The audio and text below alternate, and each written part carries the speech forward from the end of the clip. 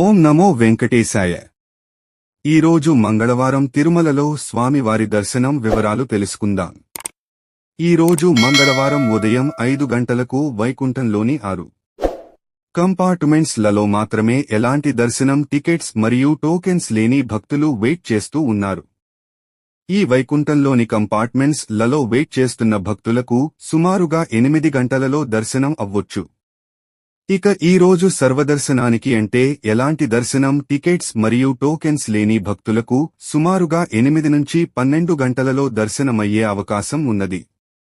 నిన్నటి రోజు సోమవారం రోజు 65,683 మంది శ్రీవారి భక్తులు స్వామి వారి దర్శనం చేసుకున్నారు. అలాగే నిన్నటి రోజు 23,453 మంది శ్రీవారి భక్తులు స్వామివారికి తలనీలాలు సమర్పించారు.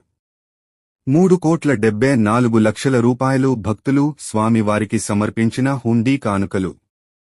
ఎస్ఎస్డి టోకెన్స్ ఉన్న భక్తులకు సుమారుగా 3 నుంచి 6 గంటలలో దర్శనం అవ్వొచ్చు.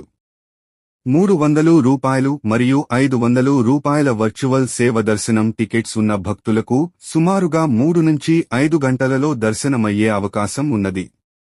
శ్రీవారి దర్శనం కోసం భక్తులు సాధారణంగా ఉన్నారు. ఈ రోజు మార్చి 4 తేదీ అంటే మంగళవారం రోజుకు సంబంధించిన స్వామివారి దర్శనం కోసం ఎస్ఎస్డి టోకెన్స్ సోమవారం రోజు రాత్రి 9 గంటల నుంచి ఇచ్చారు.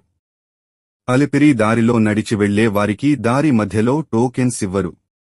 శ్రీవారి మెట్టు దారిలో అయితే ప్రతిరోజు ఉదయం 6 గంటల నుంచి 3000 టోకెన్స్ మాత్రమే ఇస్తారు.